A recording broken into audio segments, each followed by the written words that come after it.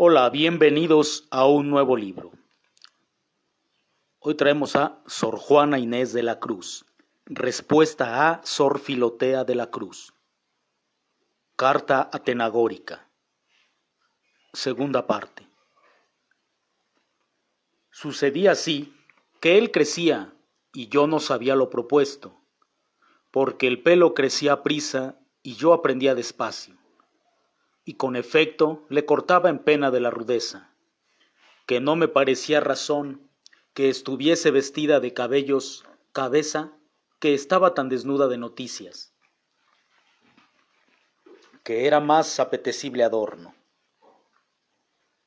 Entréme religiosa, porque aunque conocía que tenía el estado de cosas, de las accesorias hablo, no de las formales, muchas repugnantes a mi genio, con todo, para la total negación que tenía al matrimonio, era lo menos desproporcionado y lo más decente que podía elegir en materia de la seguridad que deseaba de mi salvación, a cuyo primer respeto, como al fin más importante, se dieron y sujetaron la cerviz todas las impertinencillas de mi genio, que eran de querer vivir sola, de no querer tener ocupación obligatoria que embarazase la libertad de mi estudio, ni rumor de comunidad que impidiese el sosegado silencio de mis libros.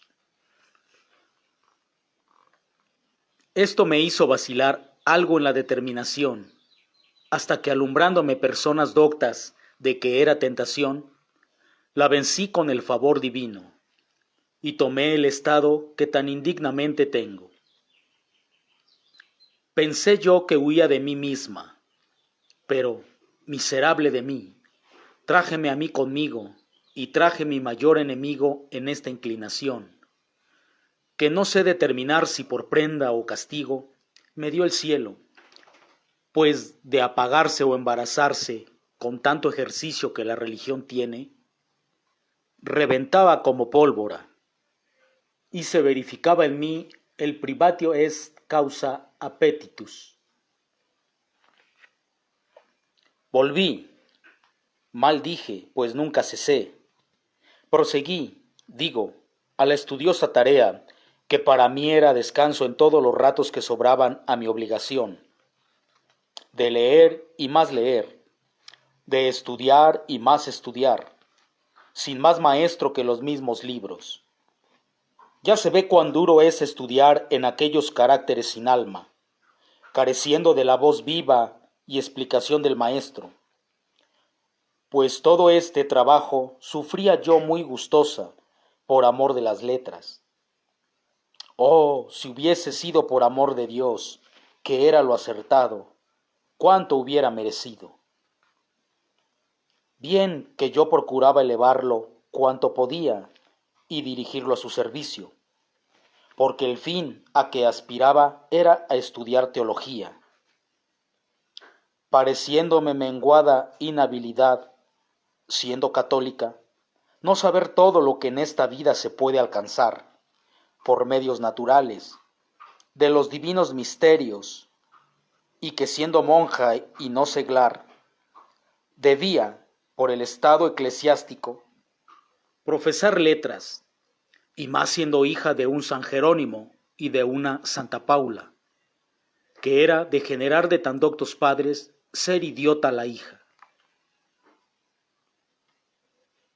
Esto me proponía yo de mí misma, y me parecía razón, si no es que era, y eso es lo más cierto, lisonjear y aplaudir a mi propia inclinación, proponiéndola como obligatorio su propio gusto. Con esto proseguí, dirigiendo siempre, como he dicho, los pasos de mi estudio a la cumbre de la sagrada teología, pareciéndome preciso, para llegar a ella, subir por los escalones de las ciencias y artes humanas, porque ¿cómo entenderá el estilo de la reina de las ciencias quien aún no sabe el de las ancilas? ¿Cómo, sin lógica, sabría yo los métodos generales y particulares con que está escrita la Sagrada Escritura?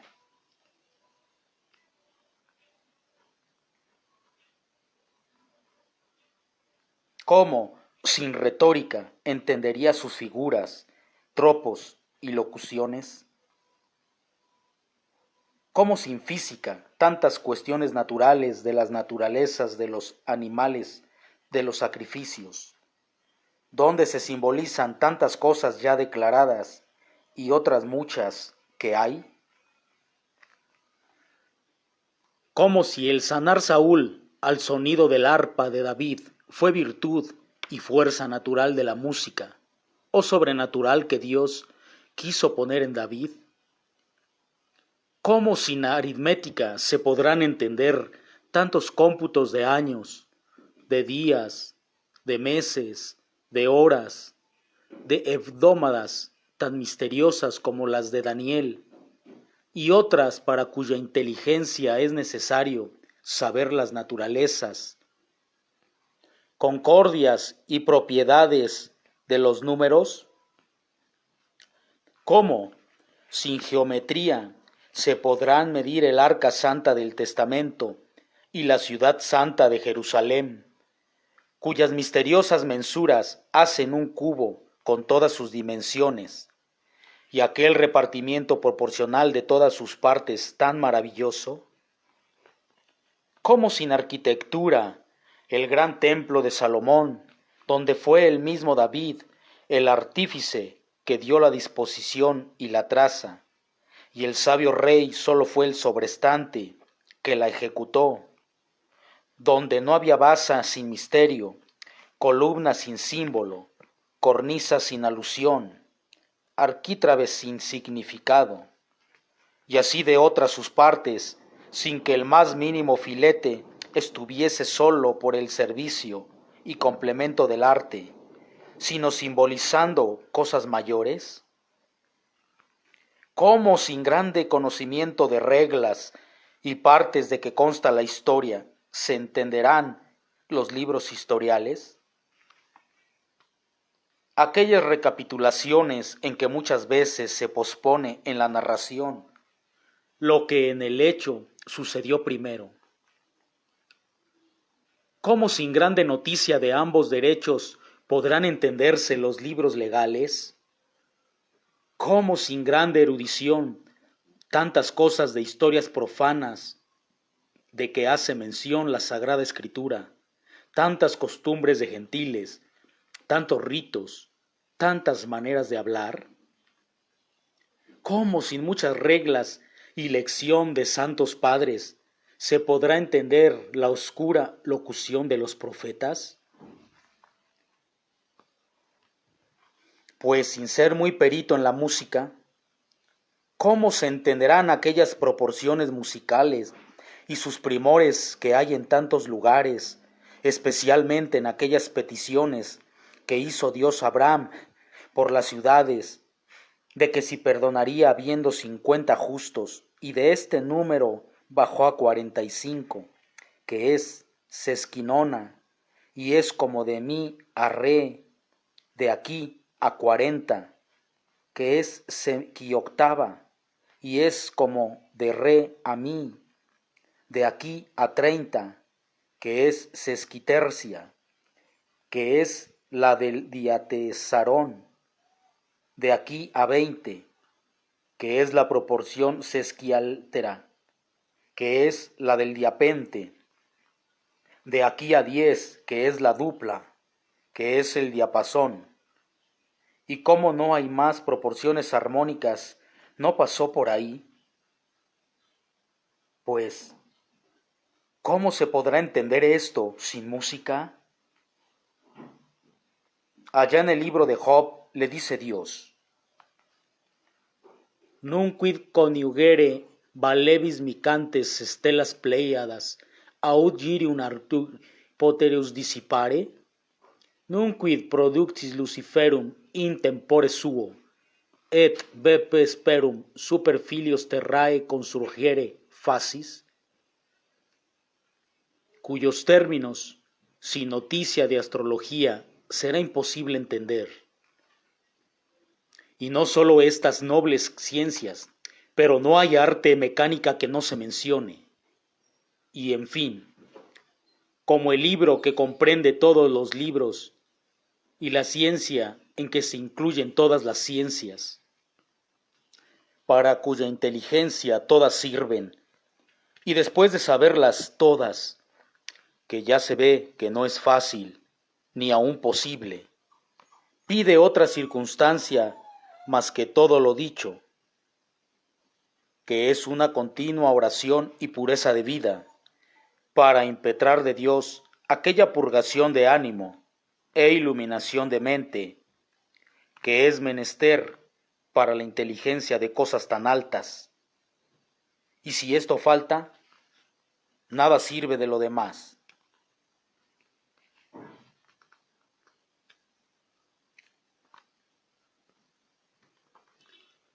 Del angélico doctor Santo Tomás dice la Iglesia estas palabras: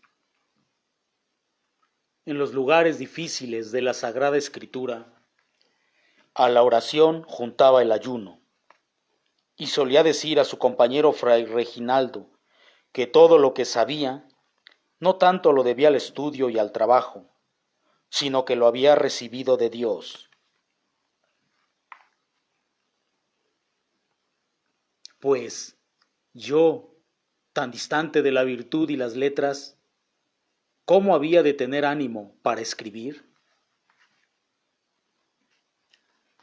Y así, por tener algunos principios granjeados, estudiaba continuamente diversas cosas, sin tener para alguna particular inclinación, sino para todas en general, por lo cual el haber estudiado en unas más que otras no ha sido en mí elección, sino que el acaso de haber topado más a mano libros de aquellas facultades que les ha dado, sin arbitrio mío, la preferencia.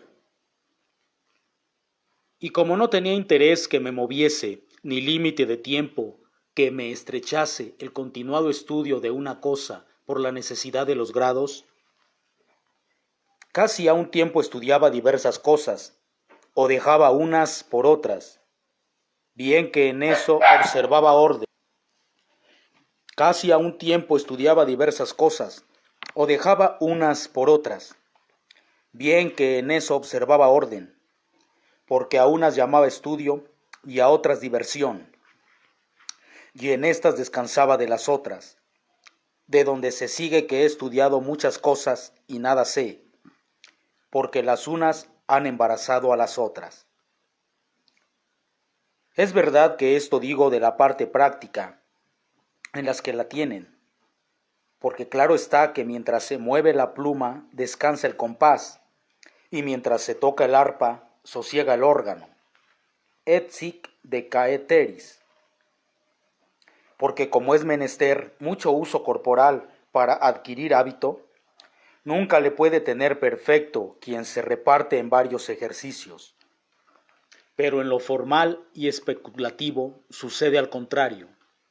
Y quisiera yo persuadir a todos con mi experiencia a que no solo no estorban, pero se ayudan dando luz y abriendo camino las unas para las otras, por variaciones y ocultos engarces que para esta cadena universal les puso la sabiduría de su autor, de manera que parece se corresponden y están unidas con admirable trabazón y concierto.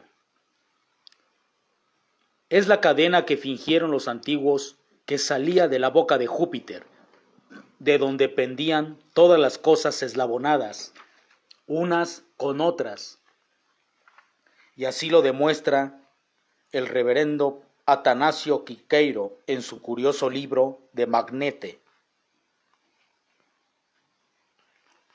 Todas las cosas salen de Dios, que es el centro a un tiempo, y la circunferencia de donde salen y donde paran todas las líneas creadas.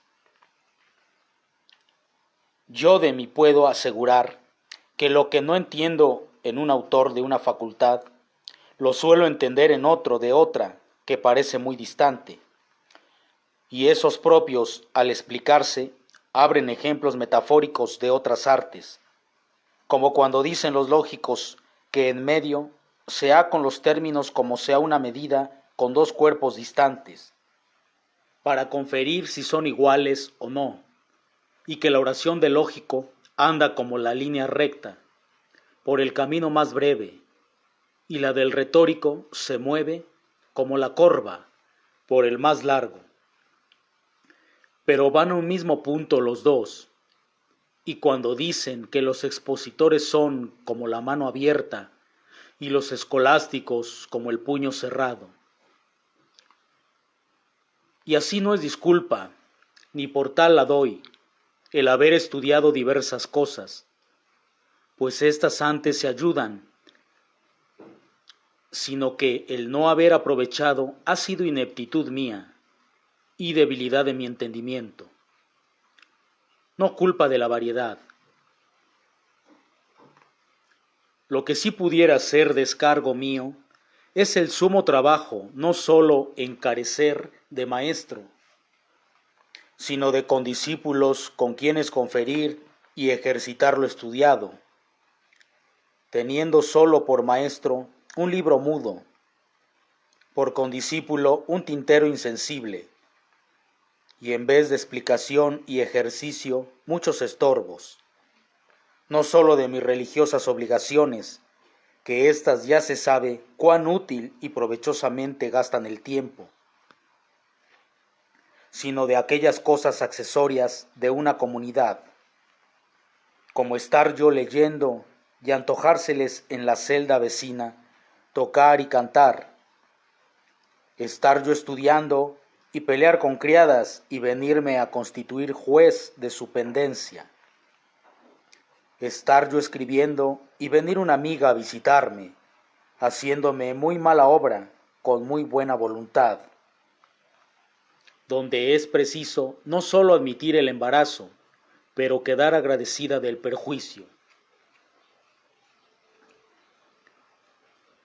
Y esto es continuamente, porque como los ratos que destino a mi estudio son los que sobran de lo regular de la comunidad, estos mismos les sobran a las otras para venirme a estorbar, y sólo saben cuánta verdad es esta los que tienen experiencia de vida común, donde sólo la fuerza de la vocación puede hacer que mi natural esté gustoso, y el mucho amor que hay entre mí y mis amadas hermanas, que como el amor es unión, no hay para él extremos distantes.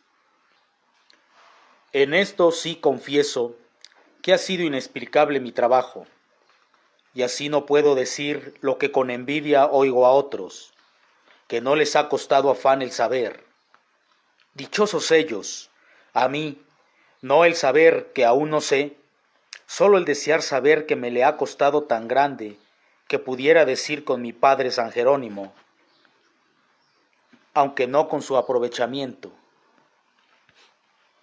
De cuánto trabajo me tomé, cuánta dificultad hube de sufrir, cuántas veces desesperé y cuántas otras veces desistí, y empecé de nuevo, por el empeño de aprender.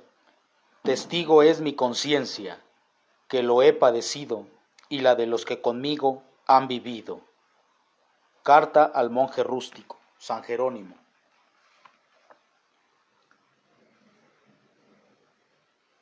Menos los compañeros y testigos, que aún de ese alivio he carecido, y lo demás bien puedo asegurar con verdad. Y que haya sido tal esta mi negra inclinación, que todo lo haya vencido. Solía sucederme que, como entre otros beneficios, debo a Dios un natural blando y tan afable, y las religiosas me aman mucho por él, sin reparar como buenas en mis faltas, y con esto gustan mucho de mi compañía. Conociendo esto y movida la grande amor que les tengo, con mayor motivo que ellas a mí, gusto más de la suya. Así, me solía ir los ratos que a unas y otras nos sobraban, a consolarlas y recrearme con su conversación. Reparé que en este tiempo hacía falta mi estudio, y hacía voto de no entrar en celda alguna si no me obligase a ello la obediencia o la caridad, porque, sin este freno tan duro, al de solo propósito le rompiera el amor, y este voto, conociendo mi fragilidad, le hacía por un mes o por 15 días, y dando cuando se cumplía un día o dos de tregua. Lo volví a renovar, sirviendo este día, no tanto a mi descanso, pues nunca lo ha sido para mí el no estudiar, cuanto a que no me tuviesen por áspera, retirada e ingrata al no merecido cariño de mis carísimas hermanas. Bien se deja en esto conocer cuál es la fuerza de mi inclinación. Bendito sea Dios que quiso fuese hacia las letras y no hacia otro vicio, que por fuera en mí casi insepurable, y bien se infiere también cuán contra la corriente ha navegado, o por mejor decir, ha naufragado, mis pobres estudios. Pues aún falta por referir lo más arduo de las dificultades, que las de hasta aquí solo han sido estorbos obligatorios y casuales, que indirectamente lo son, y faltan los positivos que directamente han tirado a estorbar y prohibir el ejercicio. ¿Quién no creerá, viendo tan generales aplausos, que he navegado viento en popa y mar en leche sobre las palmas de las aclamaciones comunes?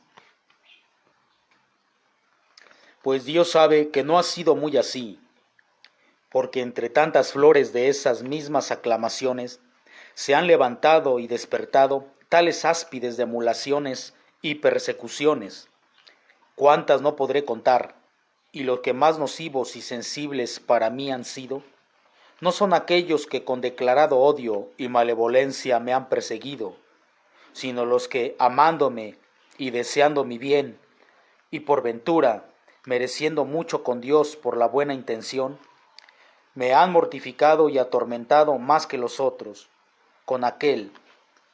No conviene a la santa ignorancia que deben este estudio, se ha de perder, se ha de desvanecer en tanta altura con su misma perspicacia y agudeza.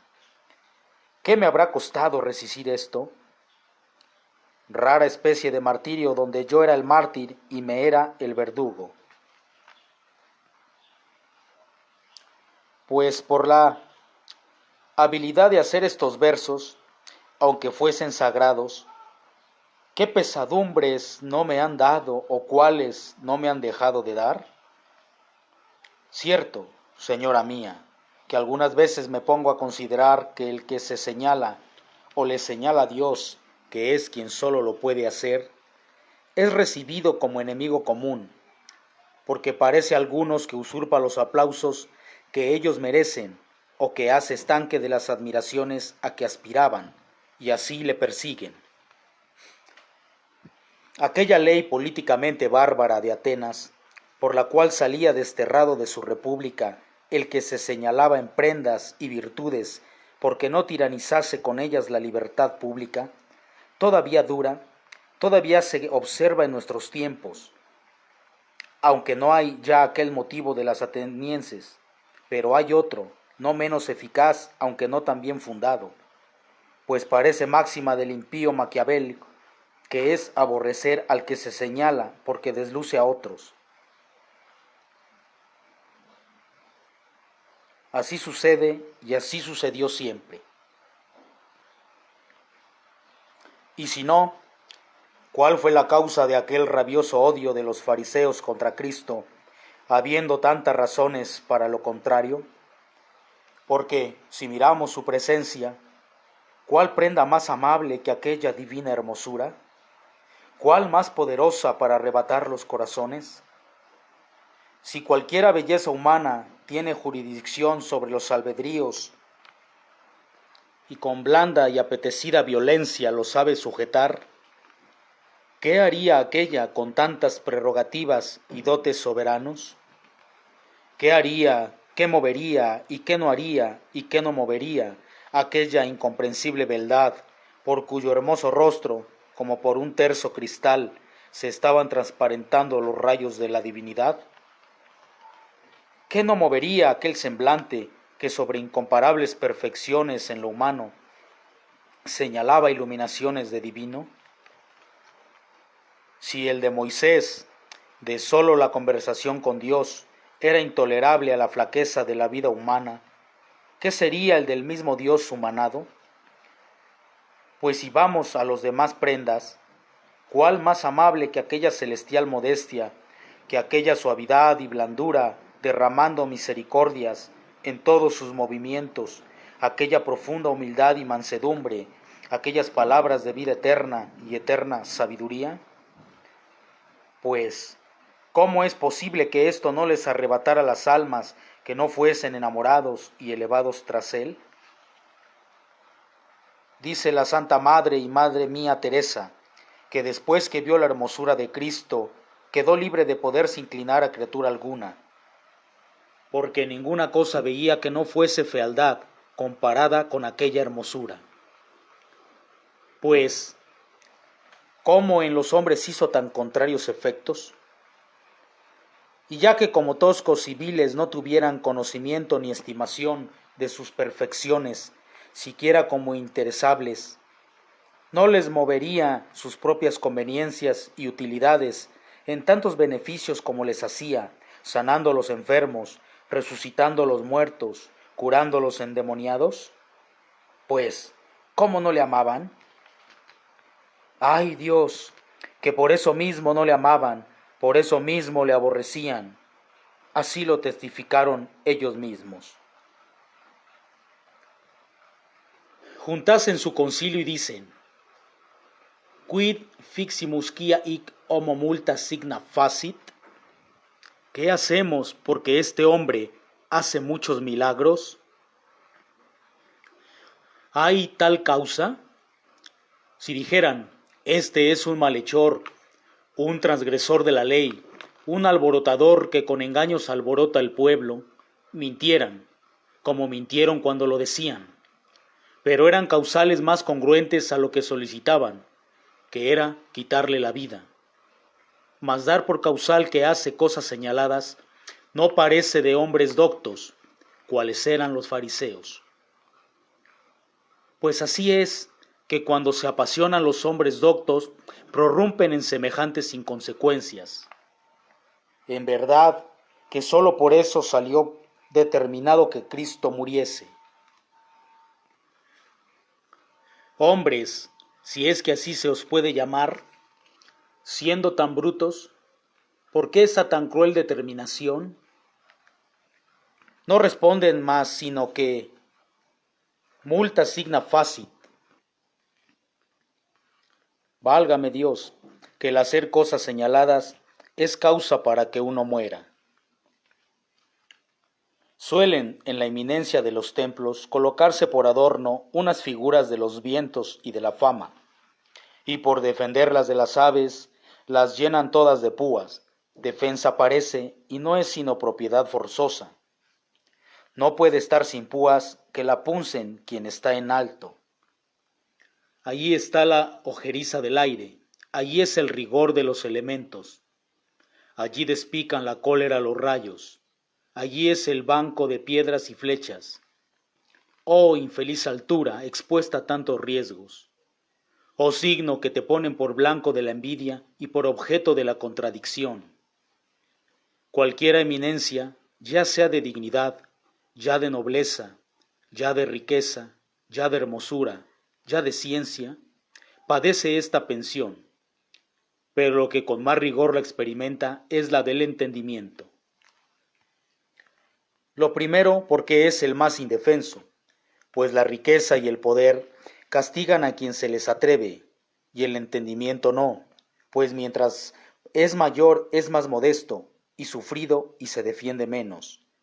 Lo segundo es porque, como dijo doctamente Gracián, las ventajas en el entendimiento lo son en el ser. No por otra razón es el ángel más que el hombre, que porque entiende más. No es otro el exceso que el hombre hace al bruto, sino solo entender. Y así, como ninguno quiere ser menos que otro, así ninguno confiesa que otro entiende más, porque es consecuencia del ser más. Sufrirá uno y confesará que otro es más noble que él, que es más rico, que es más hermoso y aun que es más docto, pero que es más entendido, apenas habrá quien lo confiese. Por eso es tan eficaz la batería contra la prenda. Cuando los soldados hicieron burla, entendimiento y diversión de nuestro Señor Jesucristo, trajeron un púrpura vieja y una caña hueca, y una corona de espinas para coronarle por rey de burlas. Pues ahora la caña y la púrpura eran afrentosas, pero no dolorosas. Pues, ¿por qué sólo la corona es dolorosa? No basta que, como las demás insignias, fuese de escarnio e ignominia, pues ese era el fin. No, porque la sagrada cabeza de Cristo y aquel divino cerebro eran depósito de la sabiduría, y cerebro sabio en el mundo no basta que esté escarnecido, ha de estar lastimado y maltratado. Cabeza que es erario de sabiduría, no espere otra corona que de espinas. ¿Cuál guirnalda espera la sabiduría humana si ve la que obtuvo la divina? Coronaba la soberbia romana las diversas hazañas de sus capitanes, también con diversas coronas, ya con la cívica al que defendía al ciudadano, ya con la castrense al que entraba en los reales enemigos, ya con la mural al que escalaba el muro, ya con la obsidional al que libraba la ciudad cercada o al ejercicio sitiado en el campo o en los reales, ya con la naval, ya con la oval, ya con la triunfal otras hazañas, según refieren Plinio y Aulo Gelio. Mas viendo yo tantas diferencias de coronas, dudaba de cuál especie sería la de Cristo, y me parece que fue obsidional, que, como sabéis, señora, era la más honrosa y se llamaba obsidional de obsidio, que quiere decir cerco, lo cual no se hacía de oro ni de plata, sino de la misma grama o hierba que cría el campo en que se hacía la empresa. Y como la hazaña de Cristo fue hacer levantar el cerco al príncipe de las tinieblas, el cual tenía sitiada toda la tierra, así los soldados le coronaron no con oro ni plata, sino con el fruto natural que producía el mundo, que fue el campo de la lid, el cual, después de la maldición, no producía otra cosa que espinas, y así fue propísima corona de ellas en el valeroso y sabio vencedor con que le coronó su madre la sinagoga, saliendo a ver el doloroso triunfo como al del otro Salomón festivas, a este llorosas las hijas de Sión, porque es el triunfo de sabio obtenido con dolor y celebrado con llanto, que es el modo de triunfar la sabiduría, siendo Cristo como rey de ella, quien estrenó la corona, porque santificaba en sus sienes, se quite el horror a los otros sabios y entiendan que no han de aspirar a otro honor.